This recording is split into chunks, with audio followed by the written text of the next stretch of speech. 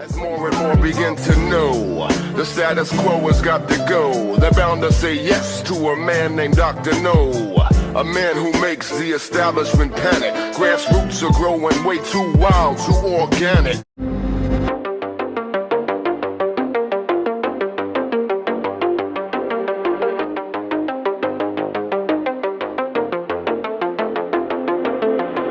So U.S. officials told NBC News that the U.S. is planning to launch a weeks-long bombing campaign in the Middle East in retaliation for the drone attack in northeast Jordan that killed 3 American soldiers. So the officials said that the targets are expected to include Iranian targets outside of Iran, and the campaign will involve strikes and cyber operations. Other reports have said the U.S. is considering targeting Iranians in Iraq and Syria or targeting the Iranian Navy. So this is very concerning because we're not going to know what they're going to do until they do it. We're not going to know if they're going to target the Iranian military until they do or don't. But the fact that most of these reports I'm reading about the planning and these U.S. officials telling NBC that this is what they're probably going to do, it's not good. And you know they're not considering bombing Iran, the country, which I guess that's good, but still direct attacks on the Iranian military could provoke a full-blown war between the U.S. and Iran, and who knows what that could turn into. There's a lot of U.S. bases in the Middle East that Iran can hit with its missiles. And the U.S. is considering taking this course of action, even though it has no evidence that Iran was involved in the drone attack in Jordan. Beyond John Kirby, the White House National Security Council spokesman, he hinted at the possibility of the U.S. responding with a drawn-out bombing campaign. Discussing the potential U.S. response, he said, quote, "The first thing you see won't be the last thing," end quote. And he also said it won't be a one-off. And we've seen Blinken make similar comments, say that it could be a sustained response. So planning a pretty serious bombing campaign, it sounds like here. And the headlines, I mean, CNN had a headline today that Biden is getting another war that he didn't want, but it's very clear that he does. He wants to support Israel and what's happening, the slaughter in Gaza, as much as possible, even if that means war in Yemen, war in Iraq, Syria, and war with Iran. And Iran has vowed to respond to any U.S. attacks on Iranians in the region, any attacks targeting Iranian nationals, targeting Iranian interests that are outside of Iran. They're saying they will respond. Right, so this next story here, I think is kind of a glimmer of potential hope that maybe things won't spiral out of control. And it's not thanks to the U.S., it's not thanks to Biden. The Iraqi government and Iran pressured Kata'ib Hezbollah to stop attacking the U.S. So Reuters reported on Wednesday that the Iraqi government and Iran pressured Kata'ib Hezbollah and other Iraqi Shia militias to suspend attacks against U.S. forces in an effort to de-escalate tensions in the region. Kata'ib Hezbollah announced on Tuesday that it was suspending operations against the U.S. because it did not want to embarrass the Iraqi government. And in its statement, Kata'ib Hezbollah said that Iran had actually repeatedly declared opposition to their escalation against U.S. forces in Iraq and Syria. And this announcement came as the U.S. is preparing its big response. So the White House said on Wednesday, they say that they think Kata'ib Hezbollah was involved. And then on Wednesday, they said, oh, the Islamic resistance in Iraq is like, that's what the intelligence is telling us, that it was them. The Islamic resistance in Iraq is this group that popped up pretty recently, basically on Telegram. That's a term for kind of the Shia resistance in Iraq to, both when the U.S. invaded and when they were fighting against the Shias and when they were fighting the Sunnis and ISIS.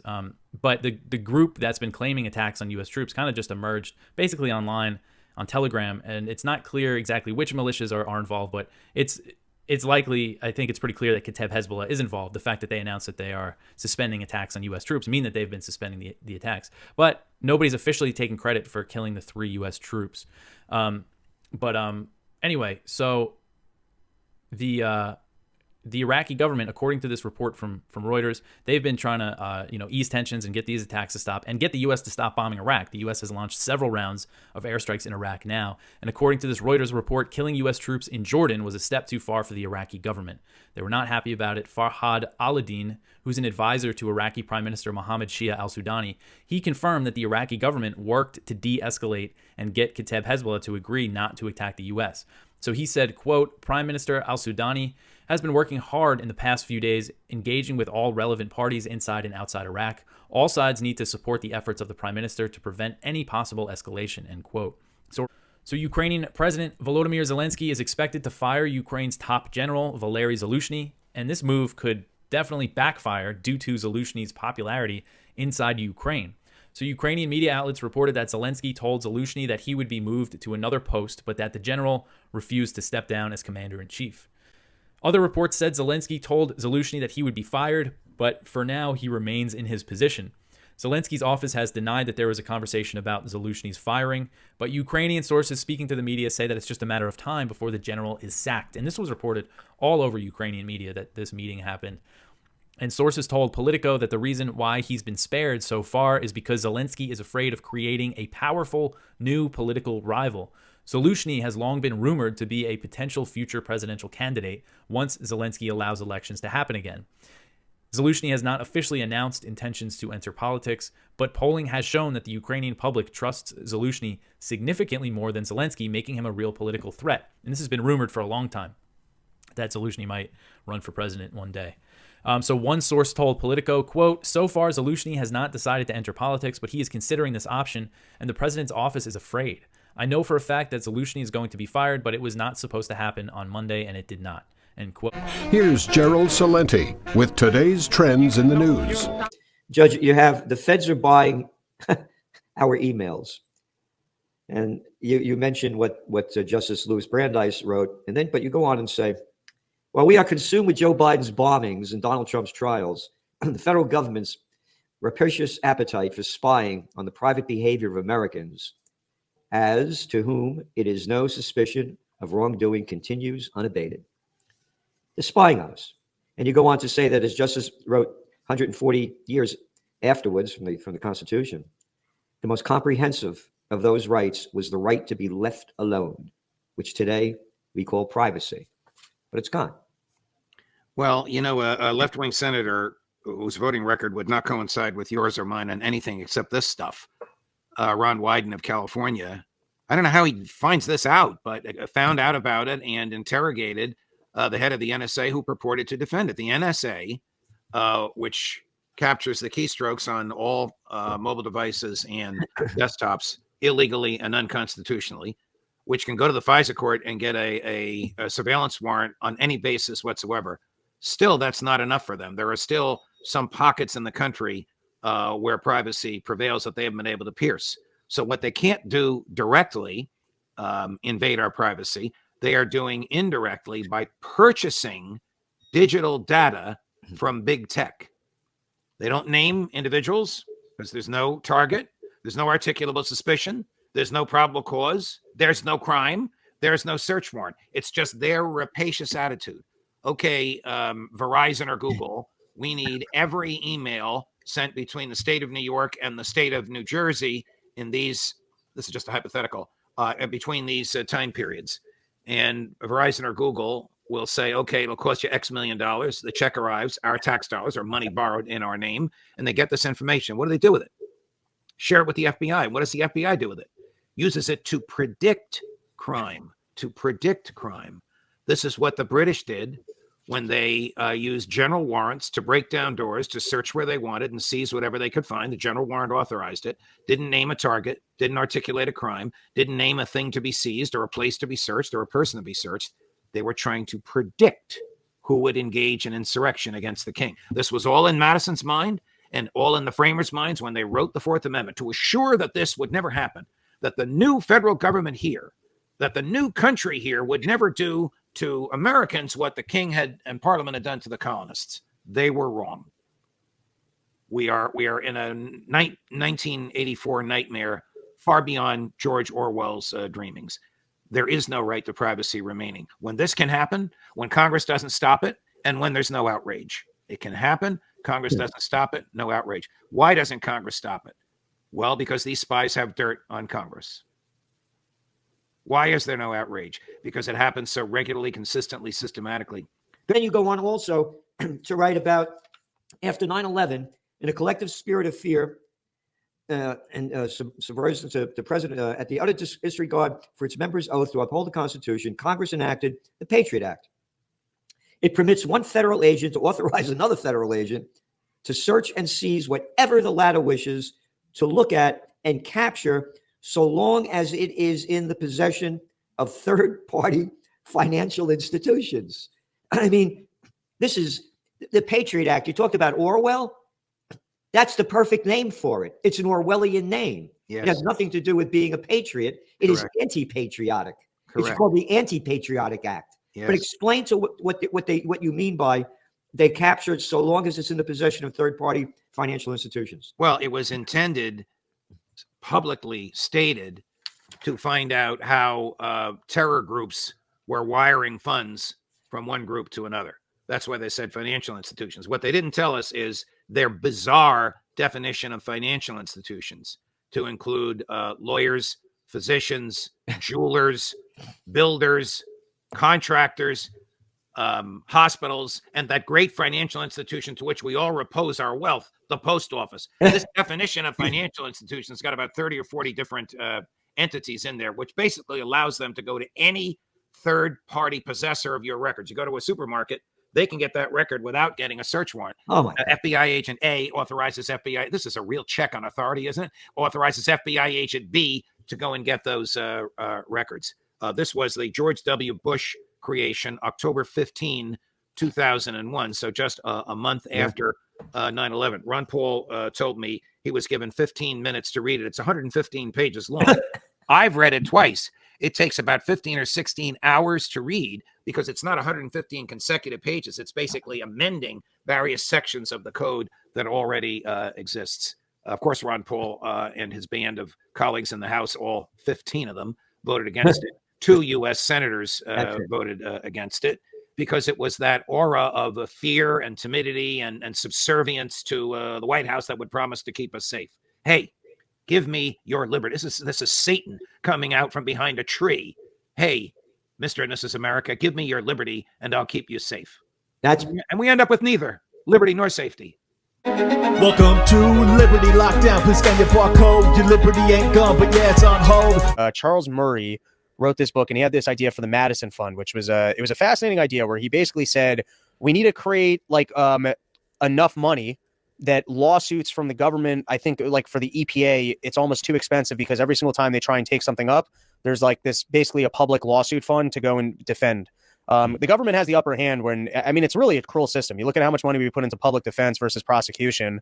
And, you know, if the government wants to come after you, they kind of have unlimited resources to do so. And it's your money to come after you. They have your money to come after you. It's pretty rough. But if someone actually organized public funds at a level, which is kind of what happened in the trucker thing, it was popular enough to donate to that they had to shut it down.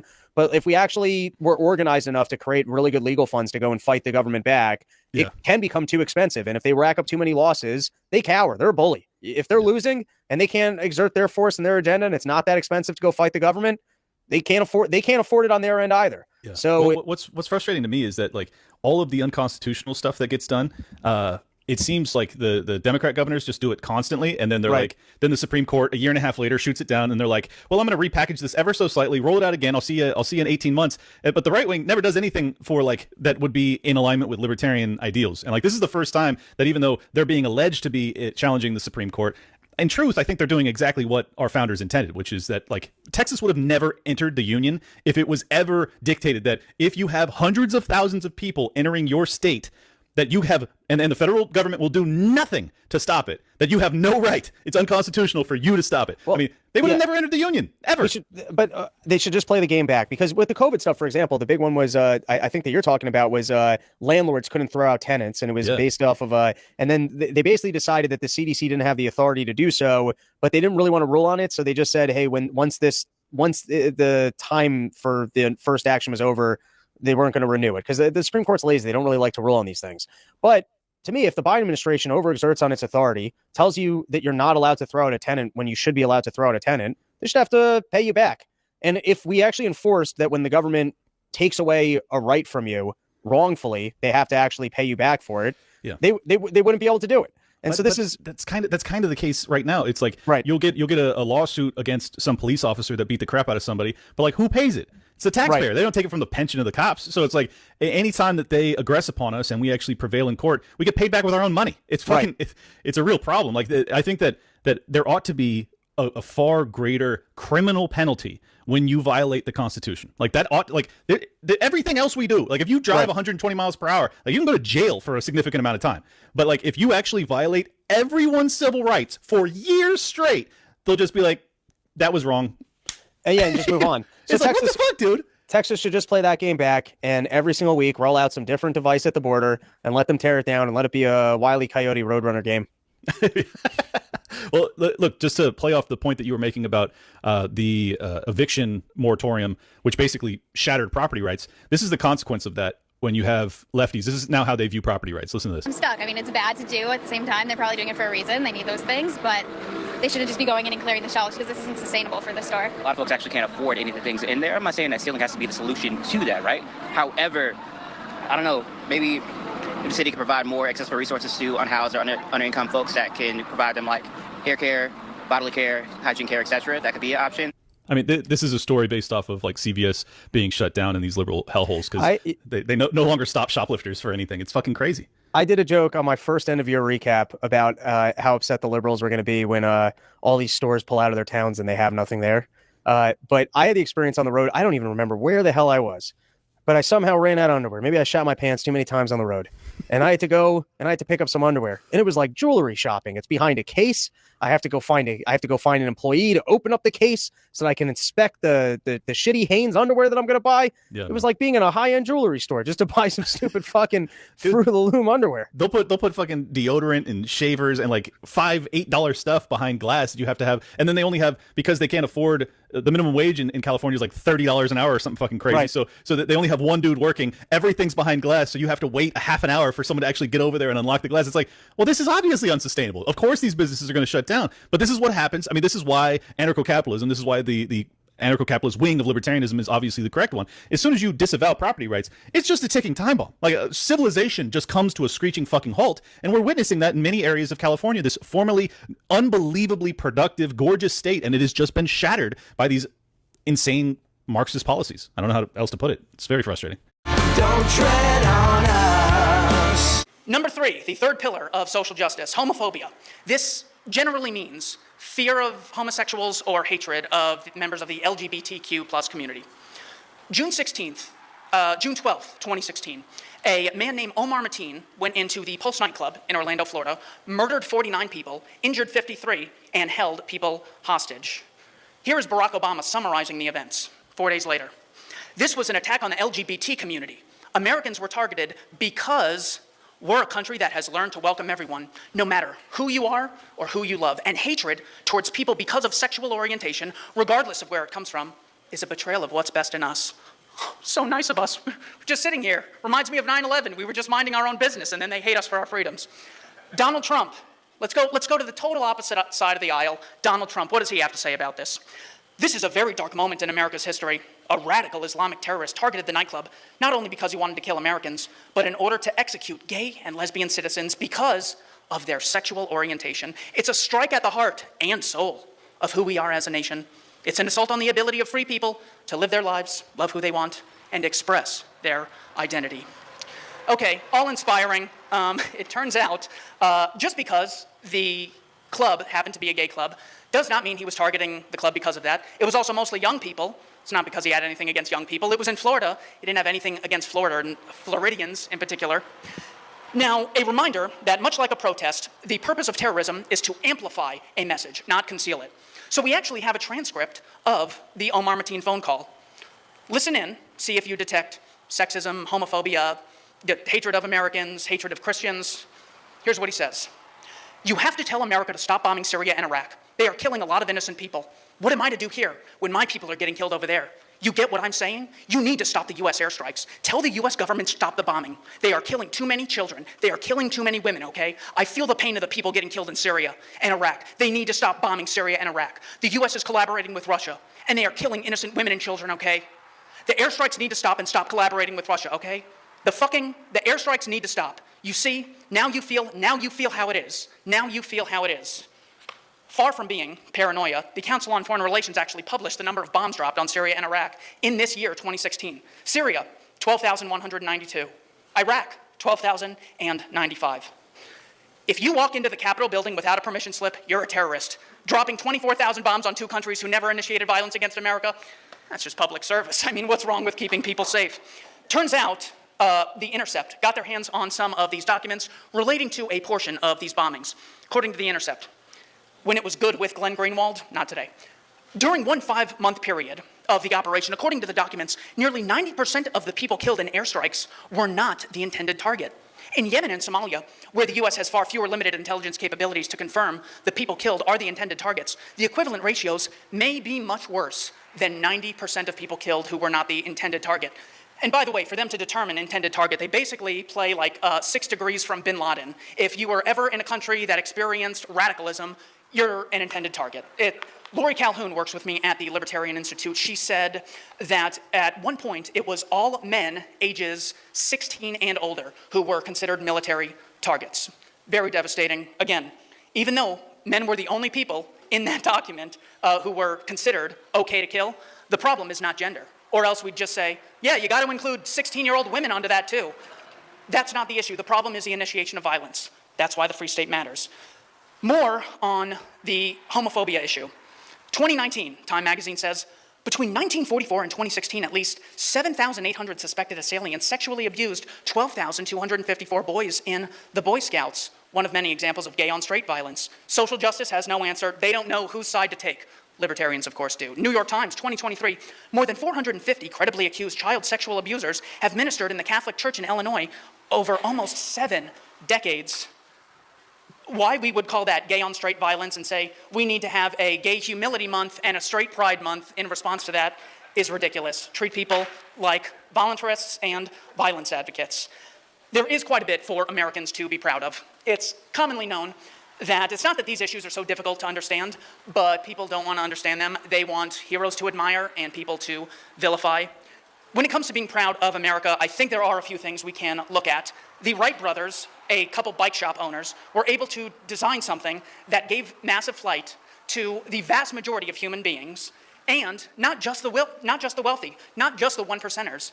I came here on a plane thanks to them, mostly. When it comes to people like Jeff Bezos, drastically decreasing the cost of accessing goods and services. People like Steve Jobs, who gave people access to iPhones. Henry Ford, who made the car much more available than it otherwise would have been to people at lower income levels. Cornelius Vanderbilt, giving steamship access and railroad access to people at lower incomes.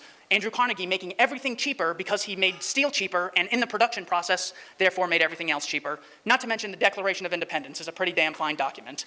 So, when it comes to what should people be divided on, nothing arbitrary. When it comes to skin color, when it comes to gender or income, or what geographical area you exited your mother when you were born, whether you're an immigrant or a citizen, completely arbitrary. We need to lead the anti-sexism, anti-racism movement, embrace culturalism, and the non-aggression principle. PorkFest 2023, thank you so much for your time. The Peter Schiff Show. All the layoffs. I mean, how many companies? It was a big news story, UPS, right? It was just a few months ago.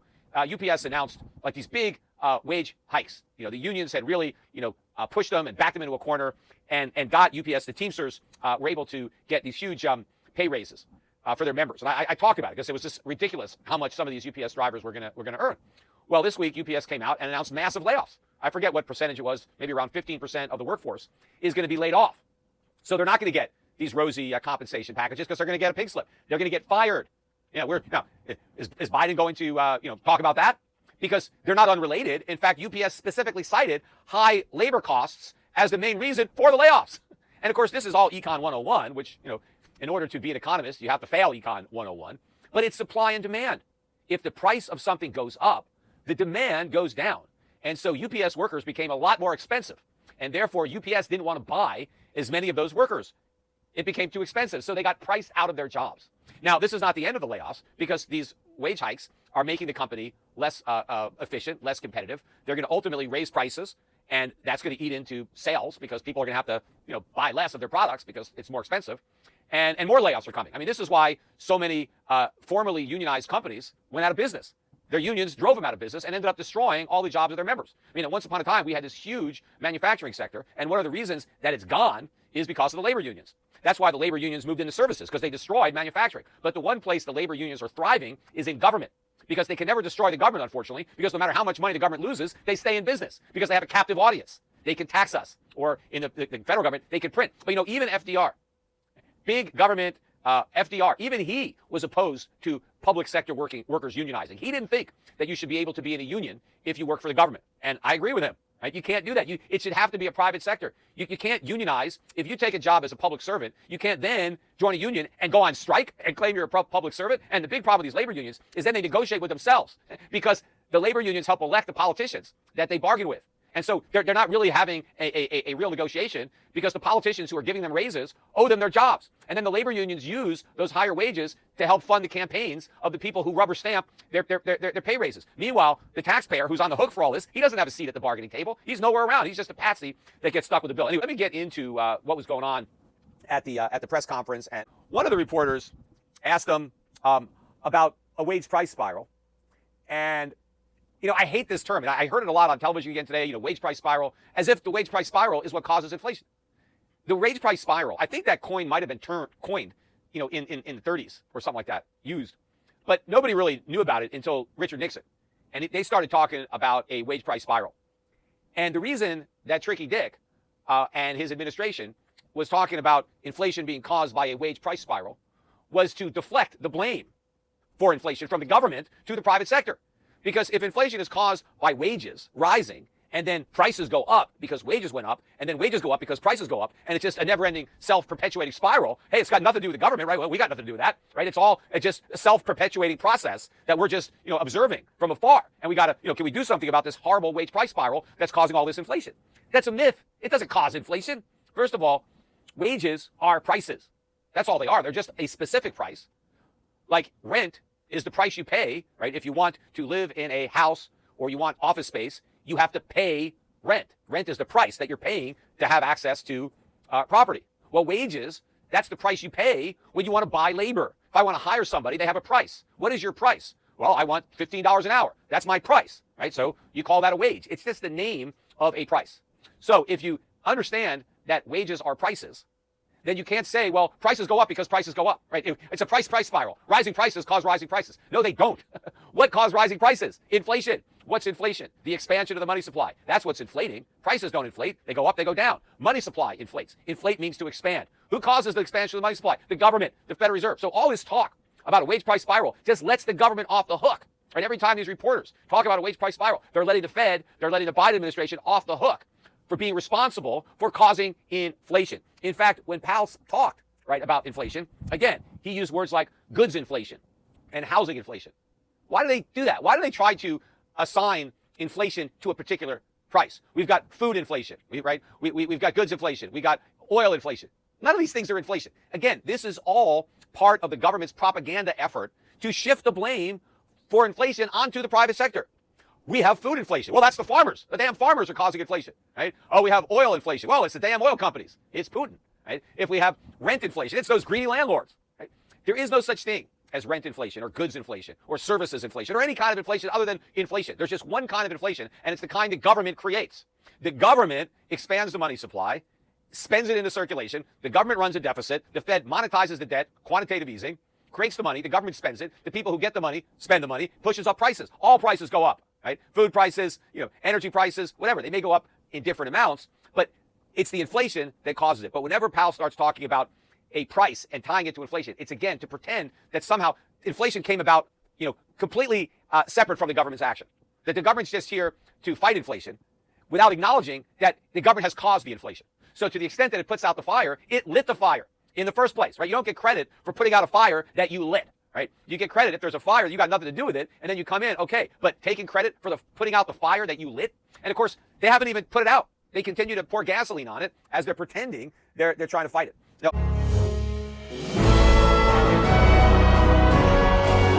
article's origin is in Politico, and we can put on that first clip, and Hedge wrote it up for us, thankfully. New U.S.-made longer-range bomb expected to arrive as soon as Wednesday. Well, that's yesterday. They're already there then. The war's over, I guess. The ground-launched small-diameter bomb doesn't even exist in the U.S. inventory. So here's what's going on. Go to the next one really quick. This is what Dr. Paul said. The weapon has one feature that's particularly attractive since it's already paid for. The Pentagon can ship it to Ukraine without waiting for additional war funding. This is the crux of the issue because they have not passed that $61 billion that Biden is demanding for Ukraine. Republicans are digging in their heels. Ukraine is out of weapons. They're called shell-starved. They can't fire any shells. They're running out of weapons. There's a pre-coup situation in Kiev, which we don't really go into today, but there's a massive problems between Zelensky and Zaluzhny, and Poroshenko is wanting to come back. So it's as Ukraine sinks further down into this bloody war, there's a pre-coup situation there, so you have that problem. The folly of this entire exercise is about to be exposed. This 2-year idiocy of our proxy war is about to be exposed. And again, as I said, Republicans are digging in because they have nothing to lose by saying, no, you can't have any more weapons right now, or by tying it to the border or what have you. So what do? Well, you ship over these already paid for weapons that don't need a new appropriation, right? They're already paid for. So you ship them over. And they say, well, that's going to really make a difference. Well, this whole war has been a history of the latest Wunderwaffen, the latest great weapon that's going to make a difference. Remember, Javelins, HIMARS, ATACMS, Patriots, Bradleys, Leopards, Challengers, MiGs. All of these things were shipped and they were all game changers. Well, this will go down as yet another one of the game changers. That really changed nothing. But the thing that sickens me the most, Dr. Paul, and sorry to go on about this, is that yes, they're thrilled. The military-industrial complex is thrilled. We get to test this in live, real, combat experience. Meanwhile, Ukraine is an ocean of blood. 500,000 dead members of the military is the latest estimate, probably more than that. And instead of saying we need to end this right away, nothing is making a difference, you can't beat the Russian military. Instead of doing that, hey, we got a great idea. Let's test some more weapons and get more Ukrainians killed. See, what they want us to believe that if this is just a technical problem where they don't have the right weapons, and as long as we keep doing this, we're going to be able to fight this war and win this war.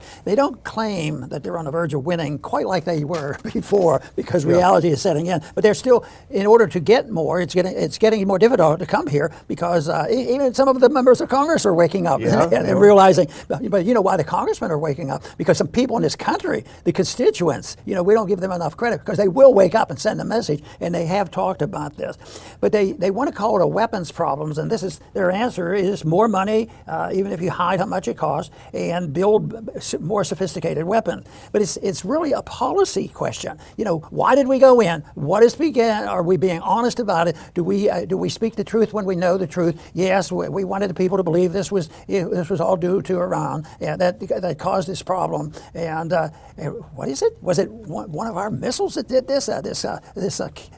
Bombing that happened. So it's a fiction, and they will not deal with policy, nor will they deal with recent or not too distant history of what's going on. Why don't they ask why more often? That's what I want them to do. Well, it's going to go. But the Russians, there was a little bit of backstory. So there was going to be a prisoner exchange between Russia and Ukraine. The Russians had a plane filled with 60-some Ukrainian prisoners of war that they were flying to the place where they were going to be exchanged for Russians. So the plane's up in the air. It's an illusion. It's shot down over Russian territory, and everyone dies, including, I think, 5 or 6 Russian crew members. So everyone's dead. This happened a couple of weeks ago. And so Russia said, we're going to investigate. Was it a French missile? What was it? So put this next one on. Reuters is reporting now.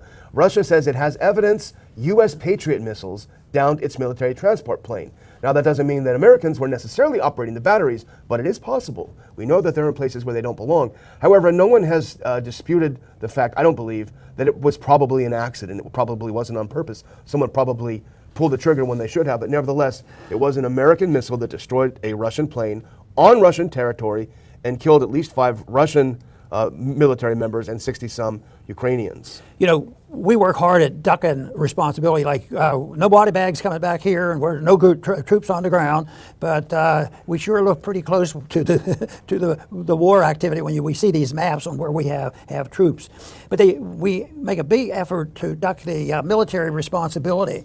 But when they do that, they don't usually talk about how we finance sometimes both sides of these wars that are going on, and we have a responsibility there that we ought to have Congress emphasize it even more. But then there is the moral responsibility of a policy that drumbeats, these conflicts throughout the world, and they've been going on. And we're taught to, always have an enemy. And there was a brief period after the Cold War ended that we actually moved in the right direction. We started talking to China. It was so much different than when I remember the Korean War going on. I was in high school, and we were talking to people, trading with people, and traveling to China, and even Russia. There was more activity, and we were,